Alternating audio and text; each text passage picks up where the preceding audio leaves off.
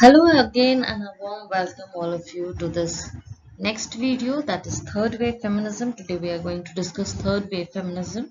Initially we discussed the basic fundamental topics of feminism, then we moved to proto-feminism, then first wave, second wave, and now is the third wave. So to start with the basic introduction. Now this third wave feminism, if you see it, it began in the early 1990s and it signified a notable progression in feminist ideology, and it was built upon the principles of first wave feminism and centered on the suffrage and legal matters, as well as the second wave feminism, which focused on the workplace dynamics, family life, sexuality, and reproductive rights. Now, our third wave feminism, which we are discussing, it widened the scope of this movement and encompassed a broader range of perspectives with particular emphasis on issues related to race. Now, race is coming in this scenario, ethnicity, class, and sexual orientation. What are the key themes? Now, if we see the key themes and concepts, to begin with, intersectionality. Again, this term was coined by Kimberly Crenshaw and it denotes the interconnectedness or the interconnected nature of social categorizations like race, class, and gender. And these categorizations give rise to the overlapping systems of discrimination and disadvantage. It kind of becomes the compounding of these issues, which becomes a problem, and we cannot see the normal issue of feminism just in the conventional style. So there, when there are layers of oppression and discrimination, that we can talk about in terms of intersectionality. So third wave feminists emphasized on the importance of recognizing that women's experience are influenced by a variety of intersecting identities, again, which challenge the idea of homogeneity put forth by the previous waves of feminism.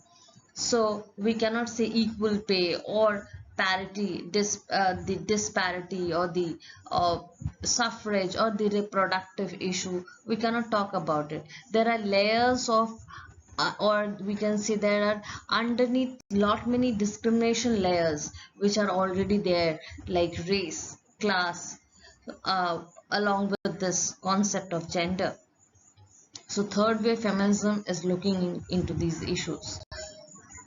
Another is inclusivity and diversity is very important, that it is emphasizing on the inclusivity. There is all are women, but there is a black woman, there is white women, so there is white feminism where they are excluding black women and they are not so there is again a layer of another discrimination, that is color, coming into being. So they are emphasizing on the inclusivity, celebrating diversity, and acknowledging the varying experiences of women from different backgrounds. And the impact is it is advocating for the rights of marginalized groups within feminist movement, including women of color, LGBTQIA, I should have written that, LGBTQIA plus, and those from different socio-economic status.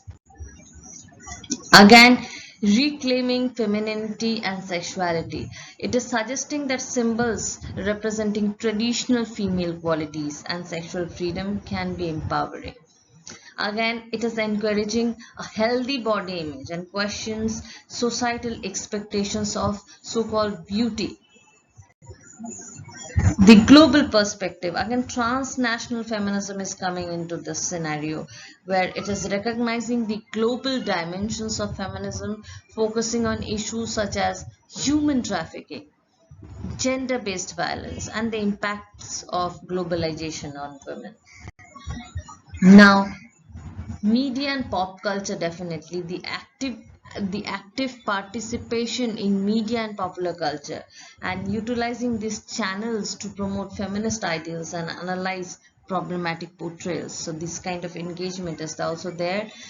Right Girl movement. This is again a progressive subcultural movement that merges with feminist ideas, with punk music and do it yourself DIY ethics, placing emphasis on promoting empowerment and activism amongst girls. Next, we will see the key figures of this movement. Kimberly Crenshaw, we just saw, who coined this term intersectionality. She is again renowned for her contributions to the concept of intersectionality and had played a vital role in this third wave feminism. And she emphasized the importance of recognizing and addressing the simultaneous and the interconnectedness, this kind of interconnected forms of oppression. Another important figure, Judith Butler, her influential work, Gender Trouble, was Bodies That Matter. These are some of the works which is focusing and emphasizing on gender performance and has significant impact on third wave feminism. And in her argument, she is challenging the notion of fixed gender identities by presenting gender as performance rather than differentiating between sex and gender, sex being biological and gender being societal. Uh, it's a societal construction. Now moving on to the another key figure, she is Bell Hooks. She is again influential writer and activist, and providing insightful critiques of intersection of race, capitalism, and gender, while advocating for a more inclusive approach to this feminist movement. Another is Rebecca Walker again. She is often acknowledged for popularizing this term third wave feminism through her literary works and advocacy efforts, which have underscored the significance of addressing the unique challenges women of color encounter. Now, what are the now moving on to the critical perspectives. So these third wave feminism actually is having that inclusivity, and they are raising concerns about the leadership of second wave feminism, which was predominantly white. It was middle class leadership and the tendency to exclude the voices and experiences of women of color, LGBTQIA plus. It should be LGBTQIA plus women and working class women. So the second wave feminism somehow excluded the other kind of women, and it was predominantly white, and third wave feminism is critiquing that and including all those. Next is post-structuralist influence. So again, there is an emphasis on this idea that identity is fluid and that fixed categories are not stable, and drawing influence from post-structuralist thought. And this perspective somehow is encouraging the re-evaluation of binary thinking and advocating for a more nuanced understanding of identity and power dynamics. Now there is again empowerment and agency. The focus is on promoting individual empowerment and agency, often through the personal narrative and storytelling. So this approach highly values the subjective experiences of women and the empowerment that stems from sharing these stories. So we talked about Butler, the Gender Trouble. This is one of the key texts, Gender Trouble by Butler, Judith Butler, and it explores the performative nature of gender and challenges the binary view of gender identity.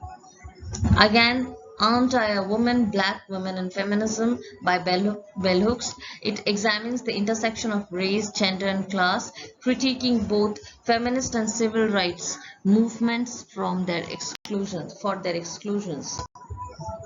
Another key text is Audre Lorde, and her work is Sister Outsider. This is a collection of essays and speeches, and it addresses the complexities of identity and the need for intersectional approaches in feminist activism. It's very important.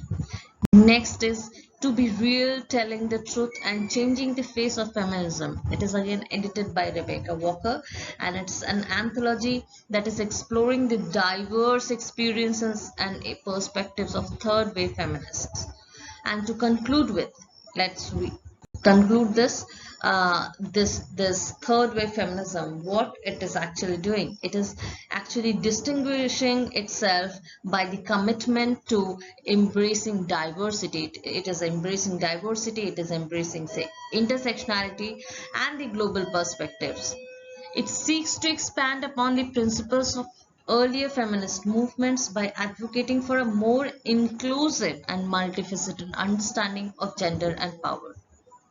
And thus, through this engagement with media, reclamation of femininity, and an emphasis on personal agency, third wave feminists are striving to broaden the scope of feminist ideology and activism. So there is list of books.